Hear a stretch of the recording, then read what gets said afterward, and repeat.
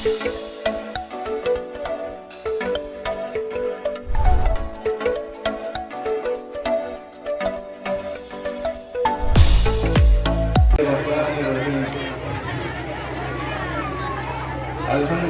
نحمدہ ونستعینہ ونستغفرہ ونؤمن بہ ونتوکل علیہ ونعوذ باللہ من شرور انفسنا ومن سیئات اعمالنا من یهده اللہ فلا مضل له ومن یضلل فلا هادی له ونشهد ان لا اله الا الله وحده لا شريك له ونشهد ان سيدنا ومولانا محمدا عبده ورسوله اما بعد فقد قال الله تعالى في كتابه العظيم اعوذ بالله من الشيطان الرجيم بسم الله الرحمن الرحيم قل هل يستوي الذين يعلمون والذين لا يعلمون انما يتذكر اولو الالباب وقال النبي صلى الله عليه وسلم طلب العلم فريضة على كل مسلم میرے بھائیوں اور بزرگوں، کلچھینا کی اس سرزمین پر یہ جو ہر سال پروگرام منعقد کیا جاتا ہے، آپ سب جانتے ہیں کہ اس کی بڑی تاریخی حیثیت ہے۔ یہ جلسہ عام طور کی طرح نہیں ہوتا ہے کہ کچھ لوگ آئے، اٹھے بیٹھے، کھایا پیا، بلکہ اس ادارے میں 50 سال ہو گئے ہیں، طویل مدت گزر چکی ہے۔ یہاں ملک کی ملت میں بڑی بڑی تحریکیں چلائی جاتی ہیں۔ آپ کی اس بستی میں موجودہ زمانے میں بھی جمعیت علماء ہند کا یہاں ذمہ دار رہتا ہے، آل انڈیا مسلم پرسنل لا بورڈ کا ان کے یہاں دارالفضا قائم ہے، تعلیم کا پورا ادارہ ہے، اصلاح معاشرہ کے شعبے ہیں، ذکر و اذکار کی مجلسیں ہیں، یہاں بیعت کا اور ذکر کا روحانیت پھیلانے کا کام بھی کیا جاتا ہے۔ اور اس کے ساتھ ساتھ عام طور پر جو چیز بہت کم جگہ ہوتی ہے کہ لڑکیوں کی، بچیوں کی تعلیم کے لیے پورا ایک ادارہ یہاں قائم ہے جس میں دورہ حدیث تک تعلیم ہوتی ہے۔ یہ بہت بڑا امتیاز، بہت بڑی فضیلت ہے اس ادارے کی۔ آپ دیکھیں کہ آپ کی ذاتی توجہ کی وجہ سے اس ادارے کی جو روشن تاریخ ہے، یہاں کا جو نام ہے دور دراز تک، اللہ کا شکر ہے کہ کلچھینے کے لوگ اور یہاں جلسے میں جو لوگ آتے ہیں، آس پاس کے اطراف کے مسلمان، ان کو دنیا بھر میں دور دراز تک عزت کی نظروں سے دیکھا جاتا ہے، اس لیے کہ لوگ یہ مانتے ہیں کہ کلچھینے میں جو جلسہ ہوگا اور وہاں جو پیغام دیا جائے گا، ملت کو جو ان سے مطالبہ کیا جائے گا، تو اسے وہ لوگ پورا کرنے کا حوصلہ رکھتے ہیں۔ وہ دین کے ہر مسئلے کے لیے کھڑے ہوتے ہیں، ہر موقع پر علماء کرام کا، رہنماؤں کا، دینی خادموں کا ساتھ دینے والے لوگ ہوتے ہیں۔ یہ کلچھینا کی اپنی ایک تاریخ ہے۔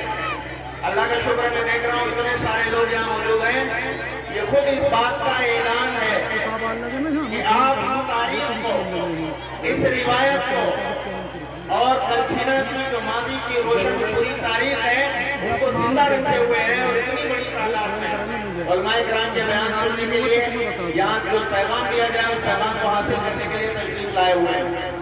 یہاں آپ نے دیکھا اس سے پہلے بھی کتنے بڑے بڑے علماء کرام تشریف لاتے ہیں۔ پچھلے سال بھی اس پروگرام میں یہاں امام اہل سنت کے جانشین حضرت مولانا عبدالعلی فاروقی تشریف لائے تھے۔ آپ سن کے پوچھے کسی سے اس علاقے میں، لکھنؤ سے اتنے بڑے وہ عالم ہیں، یہاں علاقے میں کہیں آتے ہیں وہ، لیکن یہاں آپ کی بستی میں وہ یہاں تشریف لائے۔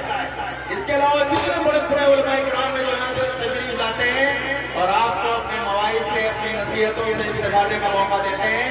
یہ بہت بڑی بات ہے میرے بزرگوں۔ اس لیے آپ سے ایک گزارش ہے کہ میں دینی مدرسے کے جلسے میں آپ کو تعلیم کے بارے میں چند باتیں عرض کروں گا۔ میں چاہتا ہوں کہ یہ باتیں دلچسپی کے ساتھ سنی جائیں۔ اس کے لیے گزارش کرنا چاہتا ہوں کہ بیچ میں بہت ساری جگہ خالی ہو گئی ہے اور پیچھے ڈھیر سارے لوگ کھڑے ہیں۔ اگر تھوڑی سی آپ کی توجہ ہو جائے، دینی مجلسیں دین کی طرح رہیں، مسلمان تو اللہ کی ماننے والے ہوتے ہیں، تھوڑا تھوڑا آگے بڑھ جائے تو پیچھے والوں کو جگہ بھی भाई जाने का प्रोग्राम आगे नहीं बनाना है, सिर्फ आगे बढ़ने का हुक्म दिया गया है। बात समझनी है, थोड़ा थोड़ा आगे बढ़ जाइए ताकि पीछे वालों को जगह मिल जाए, जो लोग खड़े हैं वो कम से कम बैठ सके। और ये प्रोग्राम जारी है, अभी बहुत से उलमाए किराम तशरीफ लाने वाले हैं और आ रहे हैं। इंशाअल्लाह आपको फायदा होगा। ये मजलिस आपकी दुनिया भी बनाएगी और आखिरत के एतबार से भी आपके लिए उसका नफा जरूर होगा। मैं अपनी गुफ्तगू का आगाज कर रहा हूँ कुरान करीम के नाम से। इस्लाम में इल्म की और तालीम की जो अहमियत है मेरे बुजुर्गों, इसको समझने के लिए चंद पॉइंट्स हैं, कुछ बातें हैं जो आपके सामने रखनी है। पहले तो ये जानिए कि इल्म के बारे में आम लोगों का नजरिया क्या है। हम सब ये मानते हैं कि घर का एक पढ़ा लिखा आदमी 10 जाहिल आदमियों पर वारी होता है कि नहीं होता? एक आदमी खानदान में पढ़ा लिखा हो, 10 पर हुकूमत करता है जो लोग जाहिल हो। मोहल्ले में, समाज में, इलाके में, बस्ती में पढ़ा लिखा आदमी दूसरों के मुकाबले में, जाहिलों के मुकाबले में हमेशा इज्जत वाला होता है। और आज की दुनिया का हाल तो यह है कि जाहिल आदमी को, अंगूठा टेक आदमी को, सही बात यह है कि अब झाड़ू लगाने की नौकरी भी नहीं मिलती रही। ये बात मैं इसलिए कह रहा हूँ कि अब झाड़ू देने का काम इलेक्ट्रॉनिक मशीनें करती हैं। कितनी मशीनें आ गई हैं जो बिजली से चलती हैं। उनके लिए पढ़ा लिखा आदमी चाहिए, जाहिल आदमी तो झाड़ू भी लगाने का लायक नहीं रह गया है। वैक्यूम क्लीनर, फला क्लीनर, कैसी कैसी मशीनें आ गई हैं। ये सारी मशीनें बिजली से चलती हैं, कंप्यूटराइज सिस्टम से। तो अगर झाड़ू लगाना भी है आज के जमाने में, तो भी इनकी जरूरत है। एक जाहिल आदमी झाड़ू लगाने का मतलब कभी नहीं, बाकी वो किसी काम के क्या होंगे। इसलिए हमें समझना है कि तालीम की कितनी अहमियत है। लेकिन मैं इस्लाम की रोशनी में, कुरान की रोशनी में आपके सामने चंद पॉइंट रख रहा हूँ। पहली चीज है कुरान करीम का नाम। कुरान का नाम अल्लाह ने क्या रखा है? कुरान। बहुत सारे लोग इसे कहते हैं कुरान, रान। ये रान नहीं है, कुरान। कम से कम अपनी इस किताब का सही नाम तो हमें सबको याद करना चाहिए। तो इसका सही नाम है कुरान मजीद, कुरान करीम। अल्लाह ने इस किताब का नाम रखा कुरान। कुरान का मतलब होता है पढ़ी जाने वाली चीज, वो चीज जो पढ़ी जाए। अब ये बताइए कि अल्लाह तबारक तआला ने उम्मत मुस्लिमा को, मुसलमानों को, हमारी कौम को जो किताब अता फरमाई, अल्लाह ताला चाहते हैं तो उसका कोई भी नाम रख देते। हिदायत की किताब, नसीहत की किताब, इबरत की किताब, कानून की किताब, दस्तूर की किताब, कुछ भी फरमा सकते थे। लेकिन अल्लाह ताला ने इस किताब का जो नाम तय फरमाया वो है कुरान, यानी पढ़ी जाने वाली चीज। तो आप बताइए, पढ़ी जाने वाली चीज पढ़े लिखों को मिलनी चाहिए थी या जाहिलों को, अनपढ़ों को, गंवारों को, किसको मिलनी चाहिए? अल्लाह ने हमें हमेशा के लिए 100% पढ़ने लिखने वाला बनाया था। अल्लाह का मंशा ये था कि हम इनको ऐसी किताब दे रहे हैं कि इस किताब की रोशनी में एक मुसलमान भी कभी जाहिल नहीं रहेगा। हर दौर के सारे मुसलमान हमेशा पढ़े लिखे रहेंगे। इसके लिए अल्लाह तबारक तआला ने हमें कुरान जैसी किताब दी। अब अल्लाह ने किताब जो दी उसका नाम तो रख दिया पढ़ी जाने वाली चीज। तो हमें आता तो फरमाई पढ़ी जाने वाली चीज। और हमें से 50%, 40% जाहिल हो, अंगूठा लगाते हो, दस्तखत न कर पाते हो। तो इसका मतलब ये हुआ कि या तो हम ये कहें कि अल्लाह मियां से गलती हो गई, अल्लाह मियां ने हमें गलत लोगों को पढ़े लिखों वाली किताब दे दी, अल्लाह ने हमें गलत अंदाजा लगाया, हम तो थे नहीं इसके लायक, बिला वजह हमें किताब दे दी। या फिर हम सही बात कह रहे हैं, ईमानदारी की बात, कि हम ये मान लें कि अल्लाह ने तो हमें पढ़ा लिखा बनाया था। अल्लाह ताला ने चाहा तो ये था कि हमारी पूरी कौम 100% तालीम याफ्ता बने, हमारा एक बच्चा भी जाहिल ना रहने पाए। हमें बनाना तो ये चाहा था, इसलिए एक पढ़ी जाने वाली किताब हमें दी थी। लेकिन हमने अपने गफलत से, اپنی سستی کاہلی سے، اللہ کے حکم کو نہ ماننے کی وجہ سے اپنی قوم کو جاہل بنا رکھا ہے۔ ہمارے یہاں 40%، 50% لوگ جاہل پائے جاتے ہیں، تو یہ ہماری غفلت ہے۔ اب اگر اللہ میاں کی غلطی ہوئی ہو، جس کو ہم سب کہہ نہیں سکتے نعوذ باللہ، تو اللہ میاں اپنی غلطی سدھارتے ہیں، لیکن یقیناً اللہ تعالیٰ نے تو سوچ سمجھ کر ہمیں وہ کتاب عطا فرمائی ہے، عظیم الشان پیغمبر کے واسطے سے وہ کتاب عطا فرمائی۔ تو اب غلطی تو ہم سے ہو رہی ہے کہ ہم اس کتاب کا حق ادا نہیں کر پا رہے، تو ہمیں اس کی تلافی کرنی چاہیے کہ ہم، اللہ میاں چاہتے ہیں کہ ہم 100% مسلمان ہوں، تو ہمیں بھی چاہیے کہ ہم 100% تعلیم یافتہ بن جائیں، 100% ہم قرآن کے حامل بن جائیں، اور ہم قرآن کی حامل امت قرار دیے جائیں۔ اب اگر ہمارے اندر اتنے سارے جاہل ہیں، تو میں اس کی ایک مثال دیتا ہوں کہ ایسا لگتا ہے جیسے ایک مثال ہے کہ کوئی ہو کاما پہلوان، رستم پہلوان، اس کا ایک بیٹا ہو، تو باپ تو بہت بڑا پہلوان ہے، پورے علاقے کا نام ہے اس کا، لیکن بیٹا ہے جاہل، بیٹا ہے بزدل، ڈرپوک، کوئی چھوٹی سی بات آ جائے تو بیٹا چارپائی کے نیچے گھس جاتا ہے ڈر کے مارے۔ اب وہ بیٹا ایک دن آپ کے سامنے کھڑے ہو کر بڑی پنچایت میں یہ اعلان کرے کہ کسی موقع پر کوئی ضرورت پڑ جائے، تم جانتے ہو میں کس کی اولاد ہوں؟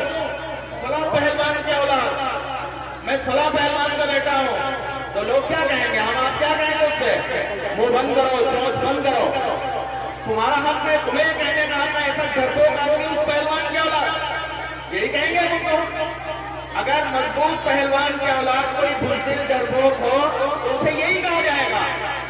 اللہ نے ہمیں قرآن کریم جیسی کتاب دی، پڑھی جانے والی چیز، اور ہم پھر بھی جاہل ہوں، تو اس کا مطلب ہے کہ ہمیں یہ کہنے کا حق ہی نہیں ہے کہ ہم قرآن کے حامل ہیں، ہم قرآن والے ہیں، ہم قرآن والی قوم ہیں۔ قرآن جیسی کتاب ہمیں اللہ تبارک تعالیٰ نے دی ہے، اور یقیناً ہم ہیں حامل قرآن، ہمیں اللہ نے قرآن جیسی کتاب دی ہے، تو پھر ہمیں اپنی غلطی ختم کرنی چاہیے، غلطی محسوس کرنی چاہیے، ہمیں اس سے توبہ کرنا چاہیے، اور 100% جو قرآن کا نشانہ ہے ہمیں اسے پورا کر لینا چاہیے۔ یہ تعلیم بھی اہمیت پر ایک بات ہوئی۔ اگلی بات ہے، قرآن کریم اپنی عظمت، اپنی بڑائی، اپنی بزرگی کے اعتبار سے بہت بڑی کتاب ہے، لیکن اس سب کے باوجود اس کی ایک حد ہے۔ 1000 صفحات، 900 صفحات، 800 پیج، اتنی تو ہوگی، وہ 2 جلدوں کے درمیان، 2 گھنٹوں کے درمیان رکھی جاتی محدود ایک کتاب ہے۔ اتنی بڑی، اتنی سی کتاب میں اللہ تبارک تعالیٰ نے اس قرآن میں علم کا لفظ، تعلیم کا لفظ، یعلمون تعلمون، علم کا صیغہ 785 جگہ ذکر فرمایا ہے۔ آپ سوچ سکتے ہیں ایک کتاب میں 785 بار تعلیم کا تذکرہ کرنا قرآن کریم میں، یہ بتا رہا ہے کہ اللہ تبارک و تعالیٰ ہمیں کیا پیغام دینا چاہتے ہیں، قرآن کا نشانہ کیا ہے، قرآن چاہتا کیا ہے، یہ بتا رہا ہے۔ یہ محض مذاق نہیں ہے کہ اللہ تعالیٰ قرآن جیسی ایک کتاب میں 785 جگہ تعلیم کا تذکرہ فرما رہے ہیں۔ اس سے اندازہ کیجیے کہ قرآن میں تعلیم کی کتنی اہمیت ہے۔ قرآن میں تعلیم کی اہمیت کی ایک اور مثال، مکہ مکرمہ میں جب اللہ کے نبی صلی اللہ علیہ وسلم تشریف لائے تھے، اس وقت پورے مکے میں مورخین، سیرت نگار لکھتے ہیں، ڈاکٹر حمید اللہ پیرس کے بڑے مصنف رہے ہیں، وہ لکھتے ہیں کہ پورے مکے میں زیادہ سے زیادہ 5 قلم پائے جاتے تھے۔ پڑھے لکھے لوگ اتنے کم تھے اور لکھنے پڑھنے کا ماحول اتنا کم تھا، سارے مکے میں زیادہ سے زیادہ 5 قلم پائے جاتے تھے۔ تو وہ زمانہ جاہلیت کا زمانہ تھا کہ نہیں تھا؟ جہالت کا زمانہ، ان پڑھوں کا زمانہ۔ لیکن قرآن نازل ہوتا ہے تو قرآن میں قلم کا ذکر 4 بار کیا گیا۔ جاہلیت کے زمانے میں قرآن نازل ہو رہا ہے، وہ دنیا بھر میں کسی چیز کے بارے میں ذکر کرتا، قرآن ذکر کر رہا ہے قلم کے بارے میں 4 بار۔ ایک تو پہلی وحی میں ذکر ہے الذی علم بالقلم علم الانسان ما لم یعلم، اللہ نے قلم کے ذریعے علم سکھایا ہے، اور وہ چیزیں سکھائی جو اسے معلوم نہیں۔ قلم ساری دنیا میں علم کا سب سے بڑا ذریعہ ہے۔ آپ کو آپ کو تجربہ ہے اگر دنیا میں قلم نہ ہوتا چیزیں لکھی نہ جاتی تو ہزاروں سال پہلے کے جو علوم ہم تک ہیں، ہزاروں سال پہلے سے جو علوم ہم تک پہنچے ہیں، سائنس کے علوم، ٹیکنالوجی کے علوم، اس سے پہلے فلاسفہ فلسفیانہ علوم اور مذاہب کے علوم اور پرانی کتابیں، جتنے علوم، سارے علوم قلم کے ذریعے لکھ کر ہم تک پہنچے۔ اگر یہ قلم نہ ہوتا تو دنیا میں علم ہی نہیں ہوتا۔ یہ قلم اتنی بڑی چیز تھی تو اللہ تبارک تعالیٰ نے قرآن میں اس کا ذکر فرمایا پہلی وحی میں، الذی علم بالقلم علم الانسان ما لم یعلم۔ اور دوسری جگہ قرآن میں ایک جگہ ذکر ہے قلم کا، پوری ایک سورت نازل فرمائی القلم کے نام سے، نون والقلم وما یسطرون، پوری ایک سورت قلم کے نام سے نازل فرمائی۔ اس سے اندازہ کر سکتے ہیں کہ قرآن کی نظر میں اور قرآن کو لکھنے والے، قرآن کو ہم تک عطا فرمانے والے اللہ کی نظر میں قلم کی کتنی اہمیت ہے، تعلیم کی کتنی اہمیت ہے، اس کا اندازہ کر سکتے ہیں۔ یہ دو باتیں قرآن کی روشنی میں۔ اس کے بعد آئیے اللہ کے نبی صلی اللہ علیہ وآلہ وسلم کی ایک حدیث پاک آپ کے سامنے پیش کرتا ہوں۔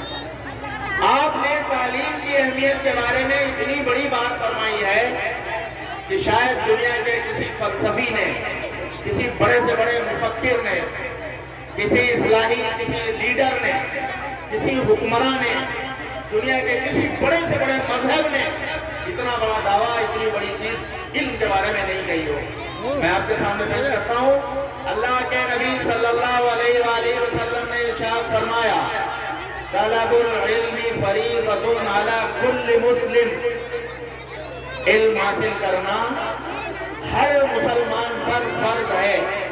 بہت چھوٹے سے الفاظ ہیں، تھوڑی سی بات، پیارے نبی صلی اللہ علیہ وسلم کے الفاظ جوامع الکلم کہے جاتے تھے، جامع کلمات، ان کی تشریح بہت آگے ہے۔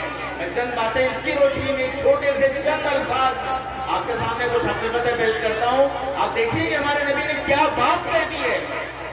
اللہ کے نبی صلی اللہ علیہ وسلم نے فرمایا علم حاصل کرنا ہر مسلمان پر فرض ہے۔ اس کے دو حصے ہوئے، علم حاصل کرنا فرض ہے اور دوسرا حصہ ہے ہر مسلمان پر فرض ہے۔ ان دونوں کی تھوڑی تھوڑی تشریح۔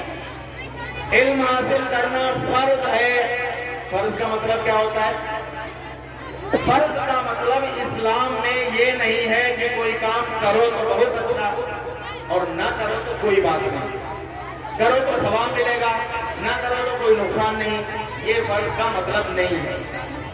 اسلام میں فرض کا مطلب ہوتا ہے کہ یہ ڈیوٹی ہے، یہ کام کرنا ہی پڑے گا، اس کے بغیر کوئی چارہ ہی نہیں ہے، اور نہیں کریں گے تو سزا ملے گی، نہیں کریں گے تو میدان محشر میں جواب دینا پڑے گا، نہیں کریں گے تو اس کے خلاف اللہ کے سامنے کھڑا ہونا پڑے گا۔ یہ ہے فرض کا مطلب۔ میں آپ کو نماز کی مثال دیتا ہوں، زکوٰۃ کی مثال دیتا ہوں۔ نماز فرض ہے، سب کو معلوم ہے کہ نماز فرض ہے۔ نماز فرض ہے تو اس کا مطلب یہ نہیں ہے کہ پڑھو تو بڑا اچھا نمازی ہے اور نہ پڑھو تو کچھ نہ بگڑے، یہ نہیں ہے۔ نماز نہیں پڑھیں گے تو اللہ کے یہاں پکڑ ہوگی۔ کیسے ہوگی؟ فضائل اعمال میں حضرت شیخ نے ایک حدیث نقل فرمائی، مشہور حدیث ہے، اللہ کے نبی کا فرمان ہے، ایک وقت کی نماز جان بوجھ کر چھوڑیں گے تو ایک حکم جہنم میں چلنا پڑے گا، اور ایک حکم کی مقدار علماء کرام نے 83,000 سال بتائی ہے۔ ایک ٹائم کی نماز جان بوجھ کر چھوڑیں گے تو حدیث میں فرمایا گیا 83,000 سال جہنم میں جلنا پڑے گا، تب چھٹکارا ہوگا۔ کیوں ہے یہ سزا؟ یہ سزا اس لیے ہے کہ نماز فرض ہے، اور فرض کی پورا نہیں کریں گے فرض کو تو سزا ملے گی، پکڑ ہونی ہے۔ تو 83,000 سال کی سزا مقرر کر دی گئی نماز چھوڑنے پر، کیونکہ نماز فریضہ ہے۔ ایسے زکوٰۃ کے بارے میں ہے، زکوٰۃ فرض ہے، نہیں دیں گے زکوٰۃ تو قرآن کریم میں ہے والذین یکنزون الذهب والفضة ولا ينفقونها فی سبیل اللہ، جو لوگ सोने और चांदी को बचा के रखते हैं और अल्लाह के रास्ते में उसे खर्च नहीं करते, उसकी ज़कात अदा नहीं करते, तो कुरान कहता है कि उनके सोने और चांदी को पिघलाया जाएगा और उस पिघली हुई सोने और चांदी से उनके पहलुओं को, उनकी पीठों को दागा जाएगा।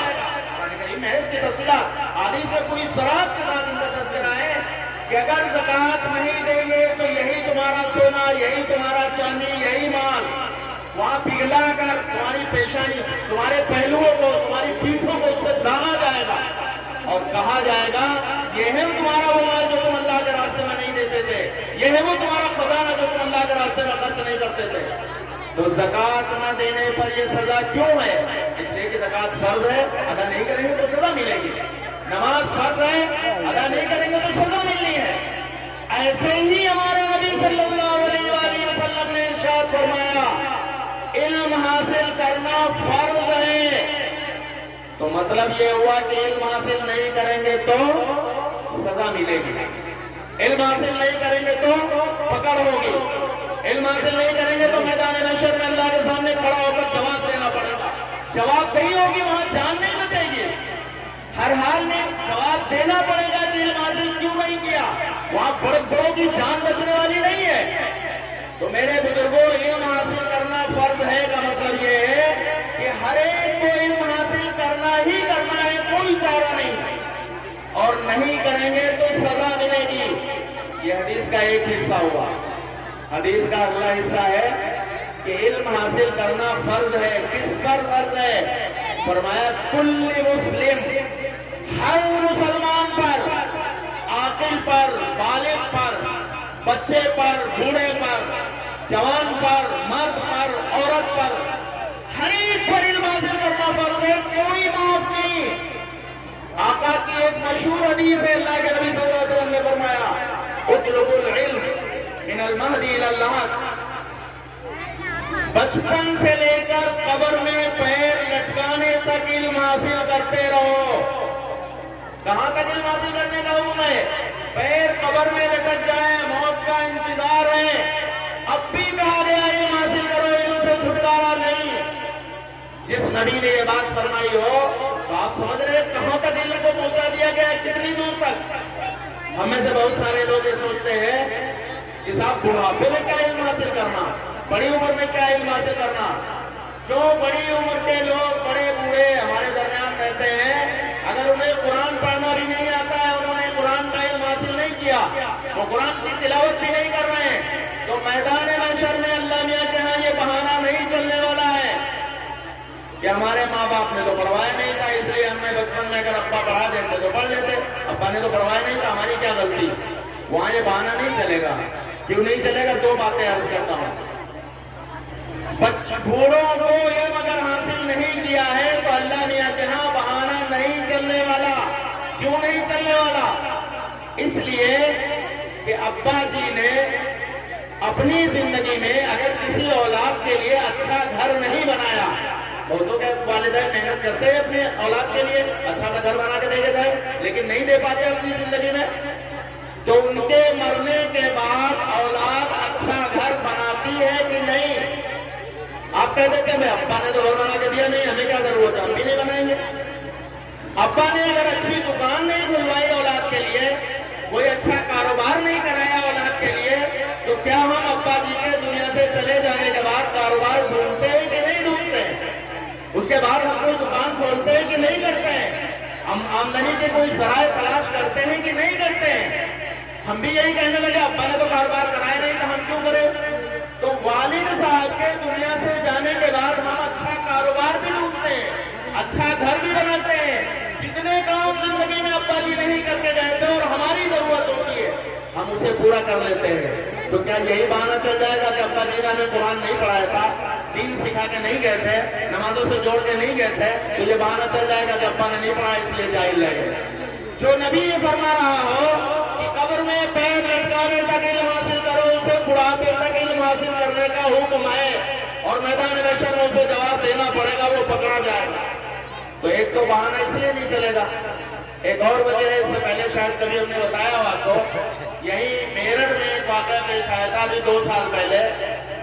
ایک خاتون میرٹھ میں تقریباً 68 سال کی عمر میں انہوں نے قرآن حفظ کیا۔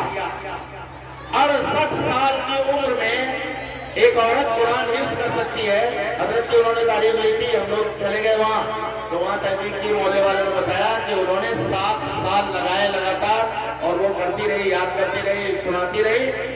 7 سالوں میں انہوں نے قرآن مکمل کر لیا۔ ایک عورت میرا پور کے پاس ایک گاؤں ہے ہمارے ضلع مظفر نگر میں، وہاں کے ایک بڑے میاں تقریباً 58 سال کی عمر میں ہمارے یہاں آئے تھے۔ انہوں نے حضرت سے کہا کہ حضرت داخلہ کر لیجئے۔ حضرت سمجھے کہ اپنے پوتے کو پڑھانے کے لیے لائے ہوں گے، بیٹا تو ہو نہیں سکتا اس عمر کا کہ پوتے کو پڑھانے کے لیے لائے ہوں گے، تو انہوں نے کہا بچہ کہاں ہے، لے آؤ۔ کہنے لگے حضرت نہیں پڑھنا چاہ رہا ہوں۔ 58 سال کی عمر میں ایک بڑے میاں نے ہمارے یہاں داخلہ لیا تھا۔ کئی مہینے تک پڑھتے رہے، حفظ کرتے رہے، یاد کرتے رہے، تو کچھ طبیعت خراب ہوئی، گھر چلے گئے۔ 8-9 سالوں کے بعد حضرت کا انہی کی بستی میں پروگرام ہوا، تو وہ اپنے بچوں کے ساتھ، بیٹوں کے ساتھ ملنے کے لیے آئے، اور حضرت سے کہنے لگے، تھوڑی عمر کے 80 سال کے تقریباً ہو گئے ہوں گے، وہ آئے اور حضرت کے ساتھ کہنے لگے، حضرت میں ہوں آپ کا شاگرد۔ حضرت کہنے لگے، بھائی ہماری عمر سے اتنی بڑی عمر کا آدمی میرا شاگرد کیسے ہو سکتا ہے؟ حضرت نے حیرت کی، کہنے لگے آپ نے پہچانا نہیں، میں وہی ہوں جو آپ کے یہاں داخلہ لینے آیا تھا 58 سال کی عمر میں۔ میں وہاں سے چلا آیا تو میں پڑھتا رہا، امام صاحب کو قرآن سناتا رہا۔ اللہ کا شکر ہے کہ تقریباً 11 سال میں نے حفظ قرآن مکمل کر لیا۔ میرے بزرگوں، میرا پور کی باس اتحاد کا رہنے والا ایک بوڑھا آدمی اگر 11 سال خرچ کر کے قرآن بغیر دیکھے حفظ کر سکتا ہے، تو 50 سال کے 60 سال کے بوڑھے لوگ کیا سال بھر 1.5 سال محنت کر کے دیکھ کر قرآن پڑھنے کے لائق بھی نہیں ہو سکتے؟ ہمارا قرآن کے ساتھ اتنا رشتہ بھی نہیں ہو سکتا کہ ہم اس کے لیے اتنی قربانی دیں کہ دیکھ کر قرآن پڑھنے والے بن جائیں؟ کیا اس بات کی گنجائش ہو سکتی ہے؟ کیا اللہ کے یہاں یہ بہانہ چلنا چاہیے کہ ماں باپ نے نہیں سکھایا تھا اس لیے ہم جاہل رہ گئے، اس لیے ہم نے قرآن نہیں پڑھا، اس لیے ہم قرآن کی تلاوت نہیں کر سکتے؟ یہ بہانے چلنے والے نہیں ہیں۔ ہمیں ہر حال میں قرآن کو پڑھنا چاہیے، اور اس کے لیے جتنی گنجائش ہو اتنی کوشش کرنی چاہیے۔ تو میں یہ عرض کر رہا تھا کہ حدیث کا دوسرا حصہ ہے، قرآن علم حاصل کرنا ہر ایک پر فرض ہے، مرد پر، عورت پر، بڑے پر، بوڑھے پر، بچے پر، جوان پر، ہر ایک پر علم حاصل کرنا فرض ہے۔ یہ اتنی بڑی بات ہے کہ جیسا کہ میں نے کہا کہ یہ کسی نے نہیں کہی ہوگی۔ ہمارے نبی صلی اللہ علیہ وسلم کے اس فرمان کی عظمت ایسے سمجھیے کہ میں آپ کو ایک مثال ایک بات بتا رہا ہوں۔ ہماری حکومت نے، بھارت سرکار نے سن 2001 میں، ابھی 20 سال 21 سال ہوئے، سن 2001 میں تعلیم کے نام پر ایک تحریک شروع کی۔ اس کا نام ہے سرو شکشا ابھیان۔ سرو شکشا ابھیان، سب کو تعلیم دینے کی تحریک، ہر ایک کو تعلیم پہنچے۔ اس سے 2-3 سال پہلے یونائیٹڈ نیشنز نے، اقوام متحدہ نے ایک تحریک چلائی تعلیم کے نام پر، اس کا نام ہے وشو ساکشرتا مشن۔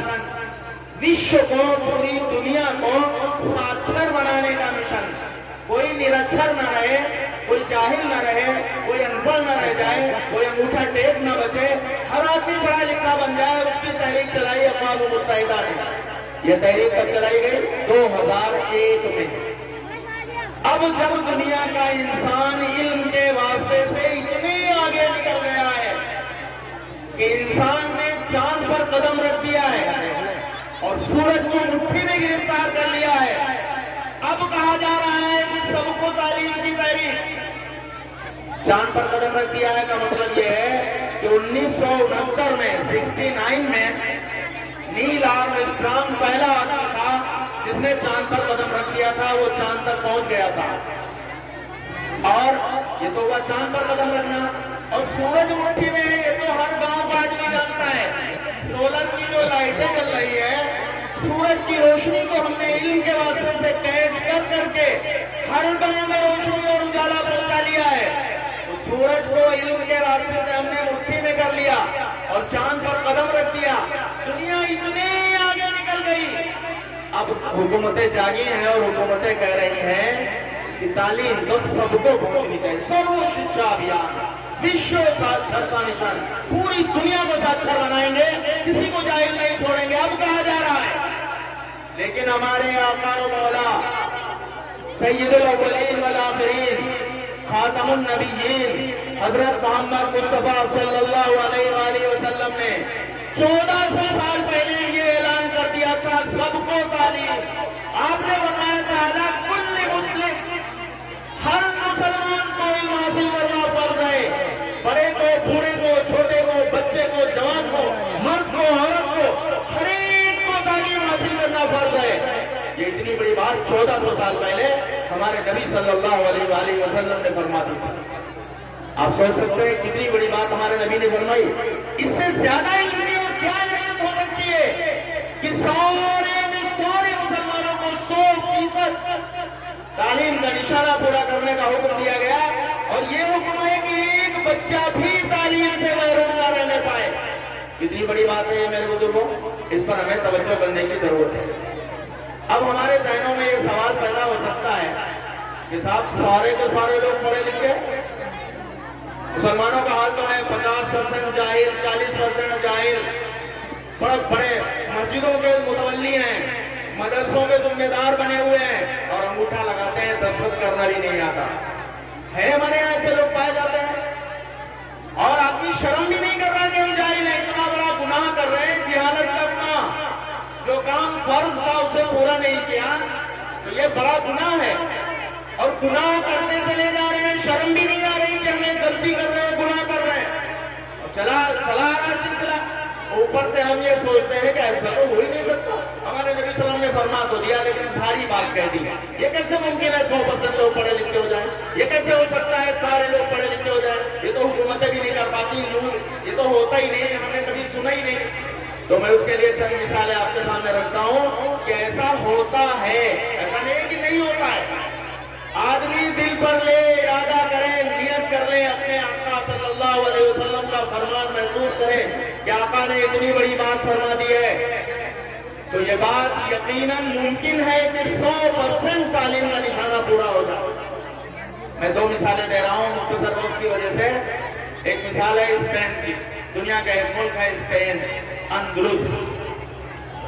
اسپین میں مسلمانوں نے تقریباً 800 سال حکومت کی. ڈاکٹر ڈریپر ایک انگریز مصنف ہے, اس نے لکھا ہے, اب تو سب کچھ انٹرنیٹ میں موجود ہے, چاہے جہاں ڈھونڈ لیجیے. ڈاکٹر ڈریپر نے یہ لکھا ہے کہ 700 سالوں تک اسپین میں مسلمان بادشاہ تھے, اور پورے کے پورے ملک میں ایک آدمی بھی جاہل نہیں تھا. ایک انگریز جو ہمارا دوست نہیں ہو سکتا, حمایتی نہیں ہے, ایک انگریز کی شہادت ہے, گواہی ہے. وہ لکھ رہا ہے کہ 700 سال ایسے گزرے, 1 سال, 2 سال, 10 سال, 20 سال, 50 سال, 100 سال نہیں, 700 سال پورے ملک پر ایسے گزرے کہ ایک آدمی بھی جاہل نہیں تھا. جو لوگ اللہ کے حکم کو ماننے والے تھے اور جنہوں نے اس اہمیت کو سمجھا, علم کی اہمیت کو, تعلیم کی اہمیت کو, وہاں 700 سال تک کوئی جاہل نہیں رہا. تو یہ بات ممکن نہیں ہوتی تو 700 سال تک یہ لوگ پڑھے لکھے کیسے رہتے ہیں؟ 100% تعلیم کیسے پھیلتی ہے؟ یہ بات ممکن ہے, لیکن اگر آپ کی سمجھ میں آئے کہ یہ تو پرانی باتیں بتا دی, کچھ نئے زمانے کے بتا دیجئے, تو آپ کے سامنے ایک تازہ مثال رکھتا ہوں, آج کے زمانے کی ایک مثال. کیرلا ہندوستان کا ایک صوبہ ہے, کیرل, آپ سب لوگ جانتے ہیں. کیرل میں سن 2013 میں 7 سال 8 سال ہو گئے ہیں. سن 2013 میں کیرل کے صوبے نے حکومت کے اعداد و شمار کے مطابق 100% لٹریسی کا نشانہ پورا کر لیا ہے. وہاں 100% تعلیم پہنچ گئی ہے. پورے صوبے میں اب کوئی جاہل نہیں بچا ہے, گورنمنٹ نے مان لیا ہے. یہ حقیقت تو آپ کے ملک کے, چاہے جہاں ڈھونڈ لیجیے, تلاش کر لیجیے. 2013 سے کیرل میں اب ایک آدمی بھی جاہل نہیں بچا. 100% تعلیم وہاں کا ایک ضلع ہے کیرل کا جس کا نام ہے ملاپورم. کیرل کے ایک ضلع کا نام ہے ملاپورم. اس ضلع میں 72% مسلمان ہیں. 72% مسلمان, تھوڑے بہت نہیں ہے. 28% میں باقی لوگ 72% مسلمان رہتے ہیں. اے بھائیو, آپ کا کیا خیال ہے کہ جس صوبے نے 100% تعلیم کا نشانہ پورا کر لیا ہے, پوری اسٹیٹ میں ایک بھی جاہل نہیں بچا, سارے کے سارے پڑھے لکھے, 100% تعلیم کا نشانہ پورا ہو گیا ہے, وہاں کے ایک ضلع ملاپورم کے 72% مسلمان پڑھے لکھے ہوں گے کہ ہمارے طرح جاہل ہوں گے؟ کیا خیال ہے آپ کا؟ پڑھے لکھے ہوں گے کہ جاہل ہوں گے؟ یقینی طور پر جب سارے کے سارے پڑھے لکھے ہو گئے, کوئی بچا ہی نہیں, تو وہ 72% مسلمان بھی پڑھے لکھے ہیں. اب آپ اپنے دل پہ ہاتھ رکھیے اور سوچئے کہ وہ جو ملاپورم کے مسلمان ہیں, ان کا چہرہ کچھ بڑا ہے, ان کی ناک ہم سے زیادہ اونچی ہے, ان کی آنکھوں کی روشنی زیادہ تیز ہے, ہمارے کان ان سے کم سنتے ہیں, ہمارے ہاتھوں میں انگلیاں کم ہیں, ان کی کچھ زیادہ ہوں, ہمارے پیر کچھ بڑے ہوں, کچھ ہوگا ایسا؟ جو کچھ ہمارے پاس ہے وہی ان کے پاس ہے, جو اسباب وسائل ہیں وہی ان کے پاس ہے. ان کے بڑوں نے یہ فکر کی, کھڑے ہو گئے تعلیم کے میدان میں, انہوں نے محنت کی, لگے رہے اور 100% تعلیم کا نشانہ پورا کر دیا. 72% مسلمانوں میں ایک بھی جاہل نہیں بچا. تو مودی نگر کے آس پاس بسنے والے یہ مسلمان اور کچھینا کے یہ غیرت مند مسلمان جو ہر میدان میں اللہ کے دین کے لیے بڑی سے بڑی قربانی کے لیے کھڑے ہو جاتے ہیں, یہاں کے رہنے والے بسنے والے مسلمان ملک ملت پر کوئی مسئلہ کھڑا ہوتا ہے, حیران آواز سے آواز ملا کر اپنے علماء کے ساتھ کھڑے ہیں. کیا ایک بار یہ طے نہیں کر سکتے کیا ان کے اندر کوئی کمزوری ہے, کوئی کمی ہے ہمارے اندر, کہ ہم ایک بار یہ طے کر لیں کہ 100% تعلیم کا نشانہ پورا کریں گے؟ تو یہ ہو سکتا ہے. بات صرف دل پر لینے کی ہے, بات صرف سمجھنے کی ہے, ایک بات سوچنے کی ہے. اگر ایک بار چند مسلمان کھڑے ہو جائیں, ہر محلے میں ایک دو سرفیرے قسم کے لوگ جو ذرا جذبہ رکھتے ہیں کام کا, جو تعلیم کے میدان میں آگے بڑھنا چاہتے ہیں, جو اپنی ملت کی, اپنی قوم کی سربلندی چاہتے ہیں, جو قوم کو آگے بڑھانے کا خواب دیکھنا چاہتے ہیں, چند لوگ کھڑے ہو کر طے کر لیں کہ ہمیں اپنی قوم کو 100% تعلیم یافتہ بنانا ہے, تو یقیناً یہ نشانہ پورا ہو سکتا ہے. ہمارے یہاں کوئی کمزوری نہیں کہ نشانہ پورا نہ ہو سکتا ہو, بس صرف ارادہ کرنے کی, دل پر لینے کی, فکر کرنے کی ضرورت ہے. میرے بزرگوں, میں نے آپ کے سامنے بہت سی باتیں رکھی, یہاں بہت سے علماء کرام تشریف فرما ہے. زیادہ وقت نہ لیتے ہوئے ایک پیغام تھا تعلیم کے میدان کا جو آپ تک پہنچانا تھا, میں نے یہ باتیں رکھی ہیں. جو باتیں اس میں اچھی لگیں آپ دعا کیجئے کہ اللہ تعالیٰ انہیں قبول فرمائے اور ہمیں عمل کی توفیق عطا فرمائے, اور جو غلطی ہو گئی ہو, کوتاہی ہوئی ہو, اللہ تعالیٰ اسے معاف فرمائے. وآخر دعوانا ان الحمدللہ رب العالمین.